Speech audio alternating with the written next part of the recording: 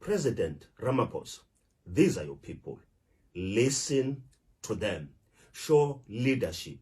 You are a leader around this current time, and we expect you to listen to us. You might not listen to my voice because I'm not talking from any political space, but I'm a responsible citizen. The reasons that our people are raising, please listen to them. No matter what political differences you might have with President Zuma, but I urge you with the entire leadership of the ANC and other political parties to find a political solution to this matter. We will never say what is happening is right, but our people are plunged in a serious problem. Other nations now are unleashing violence towards our people, and we will never keep quiet. The time is now.